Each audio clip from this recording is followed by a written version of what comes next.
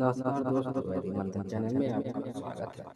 आइए चुलसेट्टी जातक कथा जो बौद्धों की विरासत और अधिक जानकारी के लिए बताया जाता था। आइए उस चुलसेट्टी जातक कथा का अधिक विस्तार से साजन सर से जानने की कोशिश करते हैं। आइए सुने।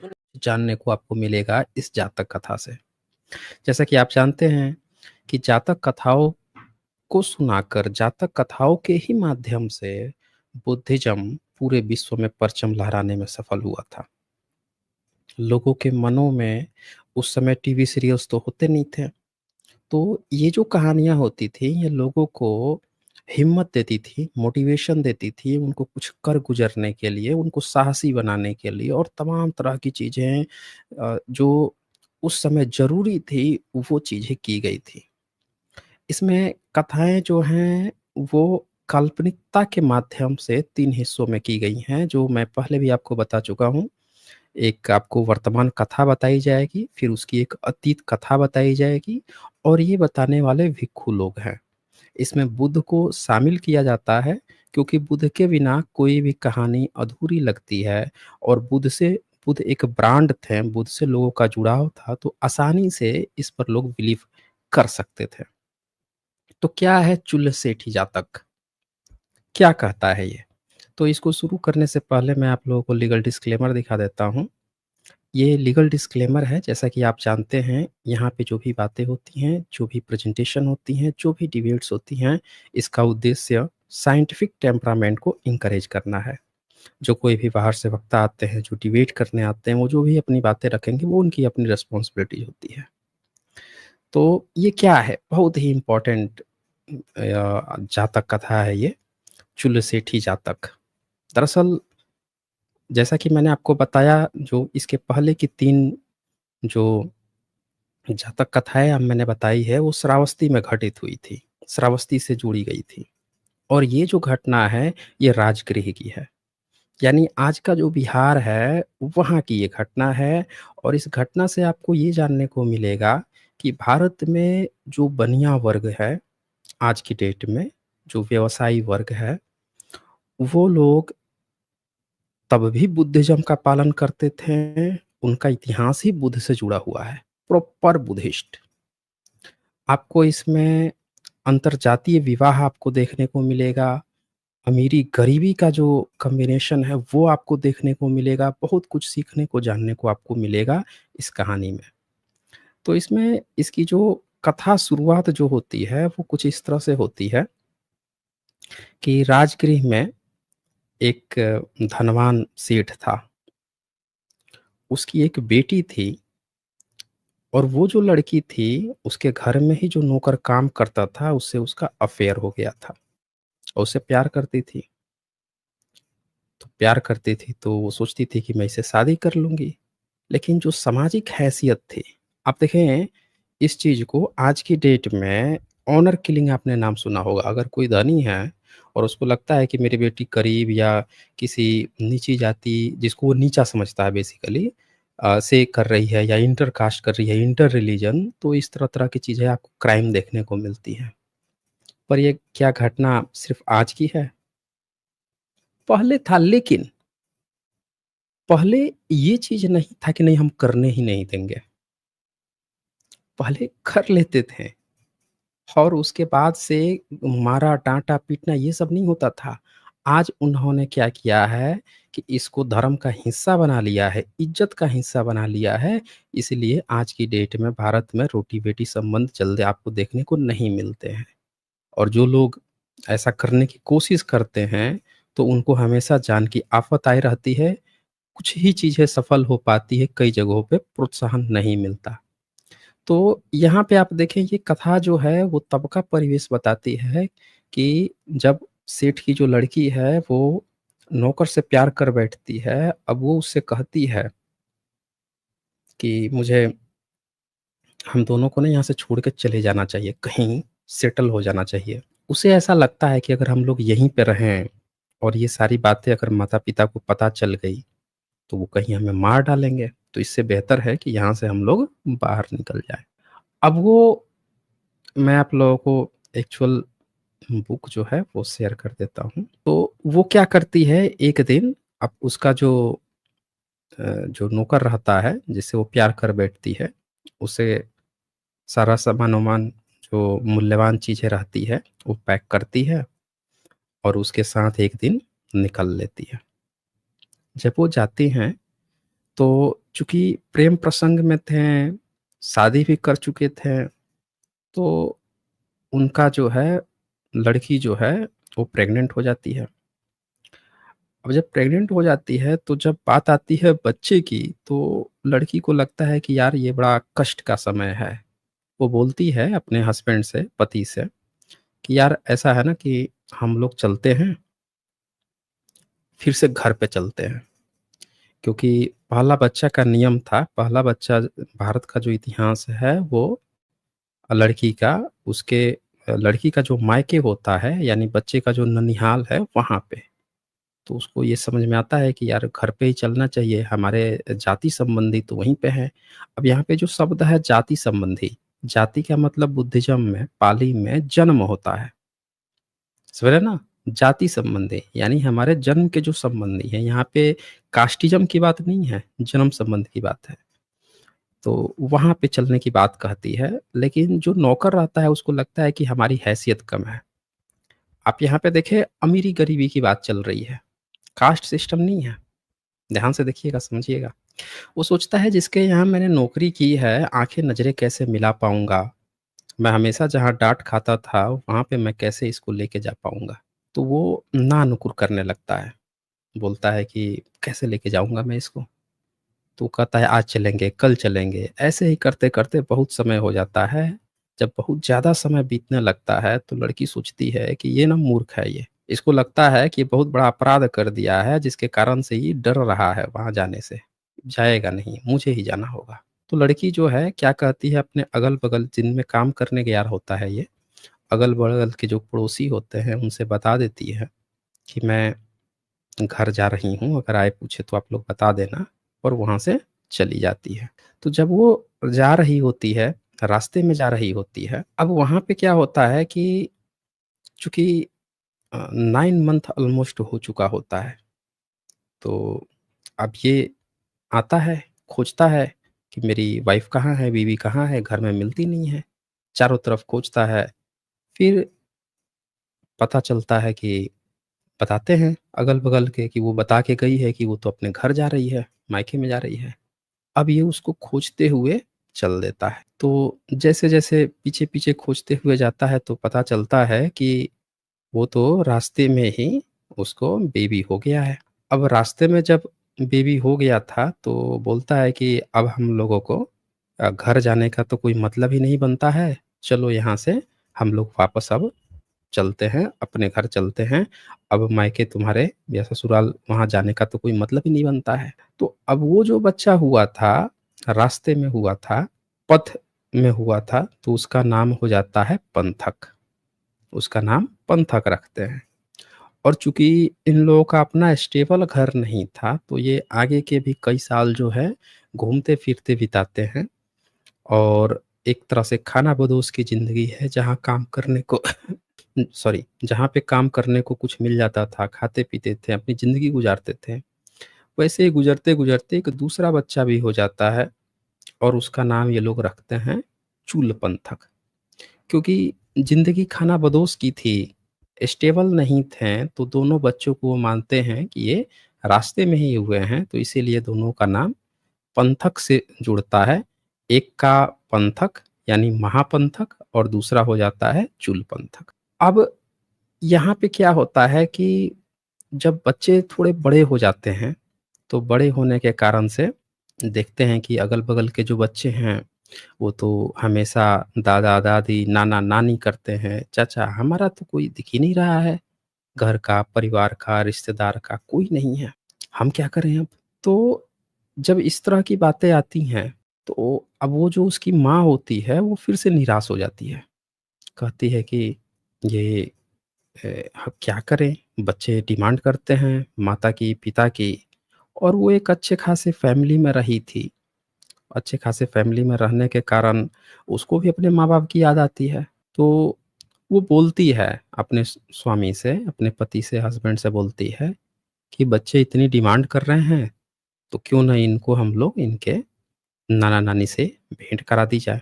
तो अब पिता सोचता है कि मैं तो नहीं जा पाऊँगा, ऐसा करूँगा तुम लोगों को ले चल के वहाँ नज़दीक में छोड़ दूँगा, मैं तो अंदर नहीं जाऊँगा। तुम लोग अपना भेंट कर के आ जाना फिर। तो ये तैयार हो जाते हैं, तैयार होके जाते हैं। जब वो वहाँ पे पहुँचता है, तो जब वो शहर कस्बे के पास जब पहुँचता है, तो वहाँ पे उसकी जो बेटी है, वो किसी से संदेशा भिजवाती है। उसका पिता सेठ था वहाँ पे, धनी व्यक्ति था। उसके पास संदेशा भिजवाती है राजगृह पहुँच के कि आपकी बेटी आई हुई है, उसके साथ 2 बच्चे भी आए हुए हैं। और वहीं पे राजगृह में नगर द्वार एक शाला थी, धर्मशाला जिसको बोलते हैं, धम्मशाला।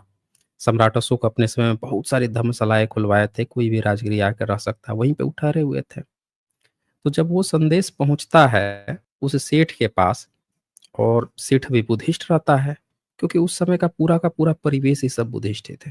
तो वो क्या कहता है कि चूँकि इन दोनों ने इस तरह से शादी की है कि हमारी सामाजिक प्रतिष्ठा हमको सही नहीं लग रही है, तो वो पैसा भेजता है। कहता है कि बेटी, दामाद, तुम लोगों को जहाँ अपनी ज़िंदगी गुज़ारनी है, ये पैसे ले लो, आ जाओ अपनी ज़िंदगी जी लो तुम लोग। और जो दोनों बच्चे हैं, वो दोनों बच्चों को हमें दे दो, हम उसको पाल लेंगे, पोस लेंगे। तो उसकी जो बेटी होती है, वो सोचती है कि जो भी सोचती है अपने मन में कि हम तो पति के साथ ही भागे थे, बच्चे के साथ थोड़े भागे थे। वो चली जाती है पति के साथ पैसे लेके, और दोनों बच्चों को छोड़ जाती है उसके नाना के पास, जो धनवान सेठ था, उसके पास। अब वो धनवान सेठ उन दोनों बच्चों को ले जाता है, अपने घर ले जाता है, और ले जाकर उन दोनों को पालता है, पोसता है। बच्चे धीरे-धीरे बड़े होने लगते हैं। सेठ की आदत थी कि जब भी कहीं पे कथा चलती थी, बुद्धिस्ट लोगों की, बौद्ध भिक्षुओं की, बुद्ध जब कुछ सुनाते थे, तो वो चला जाता था वहाँ पे सुनने के लिए। अब वो जाता है वहाँ पे सुनने के लिए। उसका बच्चा भी, जो बड़ा वाला बच्चा है, वो भी डेली जाता था। अच्छा, साउंड दोस्तों कैसी आ रही है? पहले एक बार तो आप लोग ये बता दीजिए, क्रिस्टल क्लियर आ रही है, नहीं आ रही है? साउंड में तो कोई गड़बड़ी नहीं है? साउंड अगर क्रिस्टल क्लियर आ रही हो तो एक बार आप हमें कन्फर्म कर दीजिए। अच्छा, ठीक है साउंड। तो अब वो जैसे-जैसे बच्चा जाता था, बुद्ध के प्रवचन सुनता था, उनके वचनों को सुनता था, तो उसके मन में ऐसा आया कि अब मैं भी साधु बनूँगा। वो बोलता है अपने नाना से कि नाना, मैं अब ना साधु बनूँगा, आप मुझे आज्ञा दे दो। मुझे श्रामणेर बनना है, मुझे प्रवज्ञा लेनी है। तो उसका नाना बोलता है कि ये तो बड़ी अच्छी बात है कि तुम बुद्ध की शरण में जाना चाहते हो, जाओ। वो जाता है लड़का, और जाकर वहाँ पे बुद्ध के पास ले जाता है उसका नाना, बोलता है कि ये बनना चाहता है। बुद्ध खुश होते हैं, कोई बात नहीं। वो एक अस्तवीर को बुलाते हैं, उसे कहते हैं कि इसको ले जाकर त्वच पंचक आप सॉरी, त्वच पंचक होता है केस, लोम, नख, दंत तथा त्वच। इसका इसके बारे में बताया जाता है। वो करके इसको प्रवजित करते हैं। वो लड़का जो है, बड़ा लड़का जो है, महापंथक, बहुत ही इंटेलेक्चुअल था। तुरंत ये सारी चीज़ें सीख लेता है, और एक नियम है कि उपसंपदा होने की कम से कम उम्र 20 साल होनी चाहिए। वो एग्ज़ैक्ट 20 साल में सारी चीज़ें सीख लेता है, और 20 अब जैसे ही उपसंपदा वो प्राप्त कर लेता है, उसके बाद से वो अरहत्व को प्राप्त हो जाता है। अरहत्व प्राप्त करने का मतलब ये है कि अब वो किसी और को भी अपने अंडर में, किसी भिक्षु को तैयार कर सकता है। जैसे जब आप पीएचडी कर लेते हैं, तो आप अपने अंडर किसी और को भी पीएचडी करा सकते हैं। वो चीज़ वहाँ पे इसके साथ हो जाती है। अब वो बड़ा लड़का जो है, वो ये सोचता है कि मैं तो बन गया हूँ, अब मुझे ना अपने छोटे भाई को भी सही करना है। उसको भी मुझे भिक्षु बनाना है। क्या वो बन पाएगा? अभी तो वो छोटा है। तो वो जाता है, अपने नाना से कहता है कि मुझे आज्ञा दीजिए कि मैं अपने छोटे भाई को भी प्रवजित करूँ, और प्रवजित करके उसको भी सारे सीलों से युक्त कर दूँ, 10 सीलों से युक्त कर दूँ। तो उसका नाना जो है उसको आज्ञा दे देते हैं। छोटा जो बच्चा होता है उसको भी इंटरेस्ट आता है कि अच्छा मैं भी बुद्ध की शरण में जाऊँगा, मैं भी भिक्षु बनूँगा। वो जाता है, लेकिन चूँकि छोटा बच्चा रहता है, छोटा बच्चा होने के कारण से क्या होता है उसके साथ कि उसको जब ये सिखाता है, वो सीख नहीं पाता है। 4 महीने बीत जाते हैं, एक भी गाथा वो ठीक से नहीं सीख पाता। जब नहीं सीख पाता है, तो उसका भाई जो है वो परेशान हो जाता है।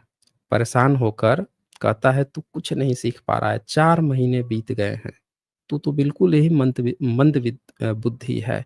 मैं तो तुझे अपने विहार से निकाल रहा हूँ।" वो अपने विहार से उसको निकाल देता है। इसके पैरेलल में ही एक और घटना हो रही थी। बुद्ध के समय सबसे बड़े जो शमन थे, जीवक, जो कि चिकित्सा करते थे। आप जानते हैं कि चिकित्सा विज्ञान जो है बुद्धिज़्म का है। भारत के एजुकेशन सिस्टम बताता नहीं है, जिस कारण से लोग नहीं जान पाते हैं। तो उसी समय ये सारी घटनाएँ इधर चल रही थी, पैरेलल में जो सबसे बड़े चिकित्सक थे बुद्ध के समय के, जीवक, वो भी बुद्ध के पास पहुँचे हुए थे। बुद्ध के वचनों को सुनते हैं, सुनने के बाद से उठकर सबको प्रणाम करते हैं, बुद्ध को भी प्रणाम करते हैं।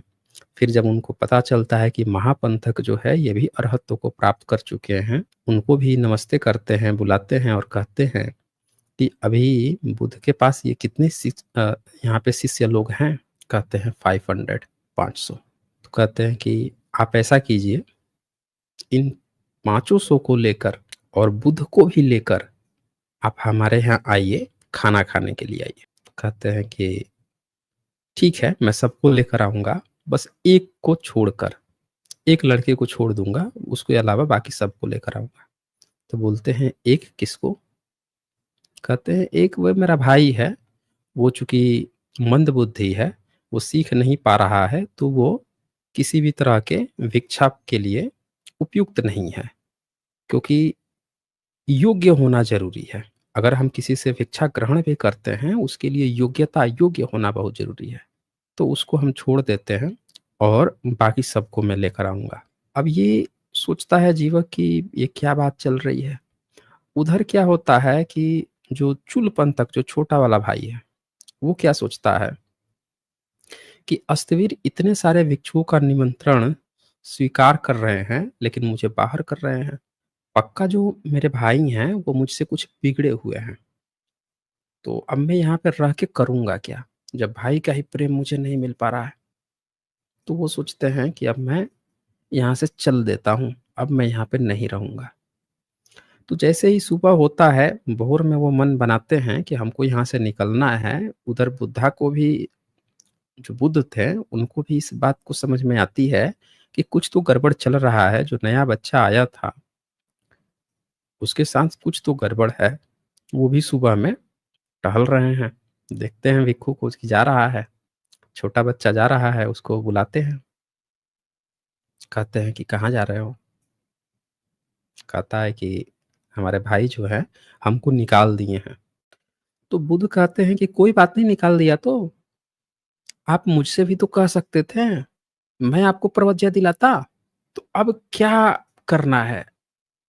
यहाँ पे आप देखें क्या होता क्या है। बुद्ध कहते हैं उससे, कोई बात नहीं है, तुम रहो यहीं पे, रुको और जो जैसा मैं तुम्हें कहता हूँ वैसा करो। तो वो क्या करते हैं कि वहीं पे गंधकुटी का जो दरवाजा था, वहीं पे उसको कहते हैं पूरब दिशा की तरफ, पूर्व दिशा की तरफ मुँह कर लो और ये कपड़े का टुकड़ा ले लो और तुम्हें कहना है, रजो हरण, रजो हरण। समझ रहे हैं ना?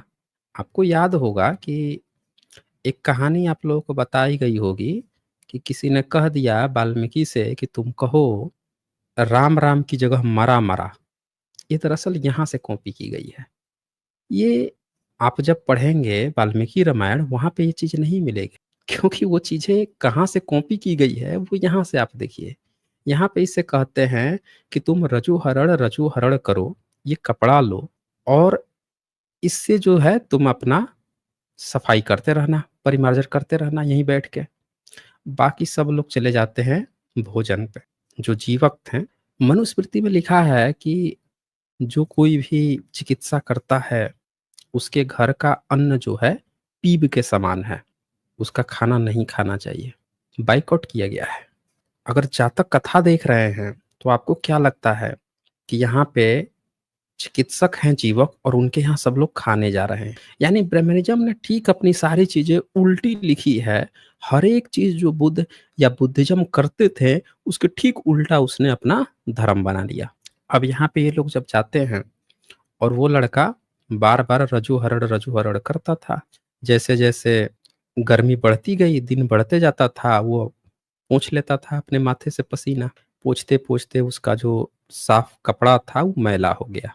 जब मैला हो गया तब उसे समझ में आया कि सारे संस्कार अनित्य हैं। अनित्य हैं, अनित्य का मतलब कोई भी चीज परमानेंट नहीं है। बुद्धिज्म का यही एक कंसेप्ट है। उसकी जो 3 विद्याएं हैं, उन 3 विद्याओं में से एक विद्या ये है कि अनित्यता का ज्ञान, यानी कोई भी चीज परमानेंट नहीं है। आपको कोई कितना भी लालच दे दे कि लालच में आके ये काम कर ले, वो काम कर ले, आप याद करके रखिए वो परमानेंट नहीं है। तो जो चीज परमानेंट नहीं है वहां लालच क्यों करना? क्षण भर के लिए आपको लगेगा कि शायद ये अब मुझे परमानेंट सुख मिलने वाला है, लेकिन वो परमानेंट नहीं है, अनित्यता। ये चीज उसको समझ में आ गई, पहला ज्ञान बच्चे को मिल गया। अब वहां पे ये लोग खाने के लिए बैठे हुए हैं। अब वहां पे क्या होता है कि जीवक जो है उधर, देखिए दोनों जगह पैरेलल में चल रही है। बच्चा इधर उस चीज को रट रहा है, रजू हरण, और पसीने को पोंछ रहा है। अब जैसे जैसे वो पोंछता था वैसे वैसे जो रज थे, रज का मतलब जो भी धूल है, मैल है, उससे कपड़ा गंदा होता जाता था। तो यहाँ पे इस चीज को इस तरह से बताया गया है, रागो रजो न चपन रेणु उच्चति। इसका मैं आपको हिंदी बता देता हूँ। राग को असल रज धूली कहते हैं, न कि रेणु को। आपने सुना होगा राग द्वेष मोह ये सबको हटाना है। इससे उसको ज्ञान होते जाता है कि रज राग का पर्यायवाची शब्द है। भिक्षु इस रज से मुक्त होकर रज रहित के शासन में विचरते हैं। द्वेष यानी क्रोध, ये आपका रज है, ये आपके शरीर की धूल है, मैल है, इसको आपको ये रज है, इसको हटा देना है। ये उसको समझ में आता है। फिर तीसरी बात आती है मोह, वो भी उसको समझ में आता है कि ये भी रज है, ये रेणु नहीं है, ये रज है, इससे भी हमको हटा देना है। तो जैसे जैसे ये बातें उसको समझ में आते जाती है, उधर पैरेलल में उसको ज्ञान होते जाता है। अब उधर खाने के लिए बैठे हुए हैं हम लोग, खाने के लिए उधर आ रहा है, खाना आ रहा है, और इधर बच्चे को तब तक ज्ञान की प्राप्ति होते जाती है। अब जो जीवक थे, कौमार भृत्य जीवक, वो जल लेकर आए बुद्ध के पास। उन्होंने दिया वो पात्र, उस जल को ढक दिया। बुद्ध ने कहा कि अभी एक भिक्षु जो है वो अभी बिहार में है, वो अभी नहीं आया है। जब तक वो नहीं आ जाता है तब तक कोई खाना नहीं खाएगा। अब इधर से जीवक जो है अपने आदमी को भेजते हैं बिहार में कि जाओ भैया देख के आओ कौन भिक्षु वहां पे रह गए हैं। बुद्ध तो कह रहे हैं कि अभी खाना ढक दो। पानी को उन्होंने ढक दिया, अभी खाना शुरू नहीं हो रहा है।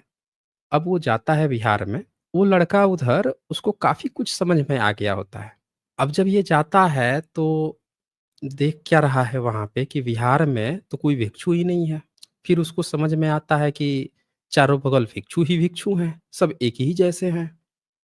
आके कहता है कि वो आम्र वन में, राजगृह का जो आम्र वन है वो तो पूरा भिक्षुओं से भरा पड़ा है, किसको लेके आना है? आप तो बोल रहे हैं एक। उसको भ्रम हो जाता है। बुद्ध कहते हैं जाओ तुम आवाज देना, जहां से आवाज आए उसी का हाथ पकड़ के लेके चले आना। तो जाता है ये वापस, आवाज देता है, और जैसे आवाज आती है उसका हाथ पकड़ के लेके चला आता है। तो जब लेकर आता है तो ये देखिए उस आदमी ने वैसा ही किया। उसी समय हजार के हजार भिक्षु अंतर्धान हो गए। अस्तवीर आदमी के साथ आए। बुद्ध ने भोजन के बाद जीवक को बुलाकर कहा, जीवक चूल पंथक का पात्र ग्रहण कर, चूल पंथक तुझे अनुमोदन करेगा। जीवक ने वैसा ही किया। अब यहाँ से अस्तवीर ने सिंहनाद करते हुए तरुण सिंह की तरह तीनों पिटकों का सरांश निकालकर अनुमोदन किया। अब 3 पिटक, सम्राट अशोक तक 2 ही पिटक रचे गए थे, तीसरा पिटक रचा जाना शुरू हुआ था। यहाँ तीनों पिटक की बात है, यानी ये कहानियाँ सम्राट अशोक के भी बाद में लिखी गई हैं। अब इसके बाद से जब ये सारी बातें चलती है तो सब लोगों को वहाँ पे होता है कि ये लड़का अचानक से इतना ज्ञानी कैसे हो गया? बुद्ध ने इसको बुला लिया। उस लड़के का ज्ञान देख के सब लोग आश्चर्यचकित हो जाते हैं। कहते हैं कि आपस में बात कर रहे थे कि 4 महीने से तो कुछ भी नहीं सीख सका, 1 दिन में कैसे सीख लिया? क्या ऐसा बुद्ध ने कर दिया, ये कर दिया, वो कर दिया? तब बुद्ध जो है उनको अब एक कथा सुनाते हैं। उसको ये सारी बातें बताकर एक अतीत कथा सुनाते हैं। कहते हैं, अभी तक जो घटना भिक्खु जो है एक वर्तमान कथा में बता रहा था, क्या परिवेश हुआ। अब यहाँ से बताया जाएगा कि वास्तव में पहले हुआ क्या था। तो बोलते हैं काशी नगर वाराणसी जो जगह है, वहाँ पे ब्रह्मदत्त राजा था। अक्सर हाँ, जातक कथा में यही बात आएगी, वाराणसी या काशी नगर और दूसरा ब्रह्मदत्त राजा। तो वहाँ फिर से दिखाया जाएगा कि एक सेठ परिवार था। और मैंने आपको बताया अभी तक जितनी सुनाई है मैंने, वहाँ पे आपने देखा होगा कि जो भी वर्ग है, जो वैश्य वर्ग है वो प्रॉपर बुद्धिस्ट है। अभी तक मैंने आपको जितनी भी जातक कथाएँ सुनाई है, चौथी जातक कथा है। और आप लोगों को क्या बताया जाता है, ब्रह्मनिज़्म में आप देखेंगे तो वहाँ पे वैश्य, शूद्र और स्त्री को सबसे ज़्यादा डाउनग्रेड किया गया है, क्योंकि ये तीनों के तीनों ही प्रॉपर बुद्धिस्ट थे और जल्दी सुन नहीं रहे थे। यही दिक्कत थी ब्रह्मनिज़्म की कि इन तीनों को पाप योनि कहता है वो। अब यहाँ पे क्या होता है कि जब ये बातें चलती हैं, तो इसके बाद से ये बताता है कि वहाँ पे चुल सेठी नाम का एक प्रसिद्ध सेठ था। एक बार वो अपने जा रहा था, जैसे ही अपने ऑफ़िस क्या अपने दुकान पे जा रहा था, तो उसने रास्ते में एक मरा हुआ चूहा देखा। जैसे वो मरा हुआ चूहा देखता है, तो वहाँ पे देखता है कि कहता है कि इस चूहे को कोई ले जाके अपना घर का परिवार का पालन कर ले, जीविका इसका इस्तेमाल कर ले। वहीं पे एक गरीब घर का लड़का जो है, श्रेष्ठी, वो बात सुन रहा था। जैसे उसने ये बात सुना, क्या किया, चूहा को उठाया और लेके चला गया। और उसने एक दुकान पे गया जहाँ पे बिल्ली का भोजन बिकता था, वहाँ पे उसको बेच दिया। लो भैया ये चूहा बिल्ली को खिला देना। जैसे उसने दिया तो उसको करसापड़ का 8वाँ हिस्सा, उसको उस समय का जो भी काकड़ी जो था वो मिल गया। वो काकड़ी लिया, गुड़ खरीद लिया। जब लिया, गुड़ खरीद लिया तो रास्ते में जा रहा था, देखा कि माली लोग आ रहे हैं, तो माली लोगों को उसने क्या किया कि पानी और गुड़ वो दे दिया। तो माली लोगों ने सोचा ये तो बड़ा अच्छा काम किया है, तो चलो हम लोग भी इसको कुछ दे देते हैं। तो उन्होंने क्या किया, एक मुट्ठी फूल उसको दे दिया। फिर वो फूल को बेच दिया और बेच कर फिर कुछ पैसे मिल गए। उन पैसों को दोबारा वो जाता है, फिर गुड़ खरीदता है, फिर पानी वो लेता है घड़ा लेकर, और सोचता है कि अब माली जहाँ रहते हैं पुष्प उद्यान, वहीं पे पहुंच जाते हैं। फिर मालियों ने वहां पे जाकर उस सबको पिलाता है, पानी पिलाता है, खिलाता है। माली सब बहुत खुश हो जाते हैं। खुश होकर सीधे सीधे उसको पुष्प वृक्ष दे देते हैं। अब उससे क्या होता है कि उससे उसको बेचता है और 8 करसापड़ प्राप्त कर लेता है। इसी तरह से एक दिन आंधी आती है, आंधी आने पर बहुत सारी लकड़ी जो है गिर जाती है राज्य उद्यान में, सूखी घास, पत्ते सब गिर जाते हैं। अब वहाँ का माली को समझ में नहीं आता कि क्या करे, क्या करे? ये देखता है, कहता है ये सारा चीज़ हमको दे दो। ले लेता है, पता लगाता है कि कहाँ पे खाना-वाना किसको ज़रूरत है, पता चलता है कि एक व्यक्ति है, उसको खाना बनाना था। राजकीय कुम्हार बर्तन था, वो ढूँढ रहा था। राजा के घर में खाना पकाना था उसको। ये डील कर लेता है उससे, उसको सारा चीज़ बेच देता है, लकड़ी, पत्ता वगैरह, फिर पैसा वहाँ से कमा लेता है। इसी तरह से उसको लेकर आगे चलते जाता है, बढ़ते जाता है और उसके पास जो है बहुत सारे पैसे अब धीरे-धीरे बढ़ते चले जाते हैं। फिर क्या करता है कि वो अ, चाटी तथा दूसरे 5 बर्तन जो है वहाँ से ले लेता है, जहाँ पे लकड़ी पत्ते जहाँ बेचा था वहाँ से। उसमें क्या करता है, फिर पानी वगैरह भर के 500 जो घरियाड़ थे उन लोगों को पानी पिलाता है। फिर वहाँ पे उसको फ़ायदा होता है। ऐसे ही करते-करते उसको पता चलता है कि एक जगह पे व्यापारी आने वाले हैं।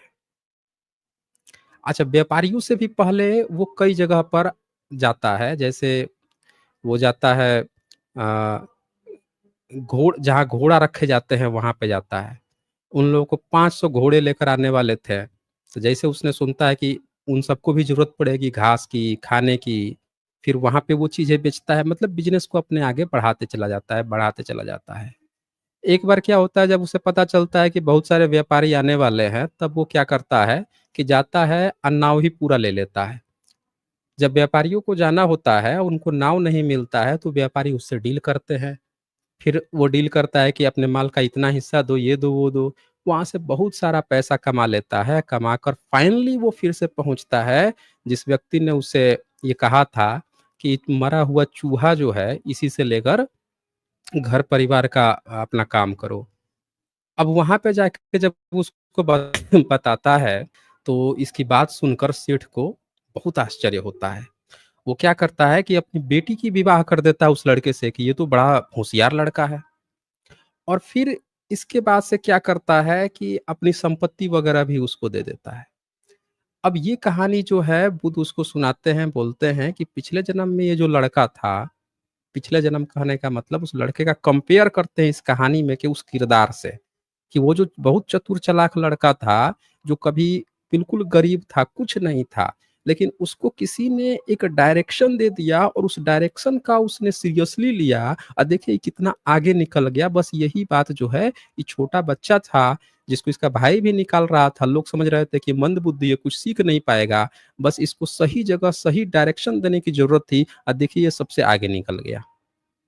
तो ये पूरा चुल सेठी जातक जो है, इसमें यही इसका वो दिखाया गया है, पॉइंट दिखाया गया है कि कोई भी व्यक्ति मंदबुद्धि नहीं होता है।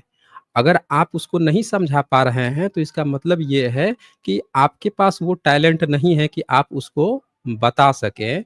उसको किसी फर्दर गुरु की ज़रूरत है, जो उसको उसकी भाषा में समझा सके और तब वो बच्चा आगे बढ़ेगा। कोई कमज़ोर बच्चा नहीं होता है।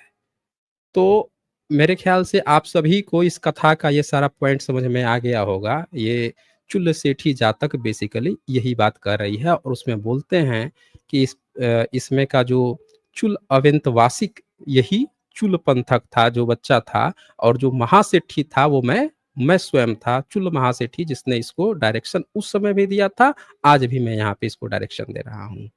तो मेरे ख्याल से आप लोगों को समझ में आ गया होगा और ये इतना भर ही है इसमें।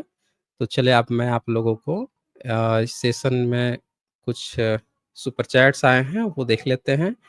राम सुंदर राम जी का सुपर स्टिकर है, शुक्रिया आपका। और सदाशिव सिंधे जी लिखते हैं, सर जी अभी तबीयत कैसी है, नहीं तो स्ट्रीम कैंसिल करें। आ, देखिए तबीयत चलती रहनी है, स्ट्रीम्स भी चलाते ही रहना है। कोरा शॉर्ट्स जी का यहाँ सुपर स्टिकर है। नेचुरल वर्ल्ड लिखता है, आदरणीय सर जी जय भीम नमो बुद्धाय। आपका स्वास्थ्य अभी कैसा है? आपके स्वास्थ्य पर विशेष ध्यान रखें। आपको सुने हुए कुछ दिन हुए हैं, ऐसा लग रहा था कुछ खाली है। अच्छा जी, बहुत लोगों की डिमांड थी, बहुत लोग कह रहे थे कहाँ है कहाँ है, तो मैंने सोचा कि कुछ स्ट्रीम्स होनी चाहिए, लगातार ज़्यादा गैप तो नहीं होना चाहिए। सूरज मौर्य जी का यहाँ सुपर स्टिकर है और वीरेंद्र कुमार लिख रहे हैं, नमो बुद्धाय जय भीम जय संविधान। जी शुक्रिया आप सभी का। तो ठीक है दोस्तों, आज हम लोग इसको फिर यहीं पे क्लोज करते हैं, फिर आगे हम लोग मिलेंगे और कल संडे का स्ट्रीम्स हम लोग देखते हैं फिर रैशनल वर्ल्ड पे। तो बहुत बहुत शुक्रिया आप सभी का। आप लोग अपना ख्याल रखें, अपनों का ख्याल रखें। शुक्रिया आप सभी का।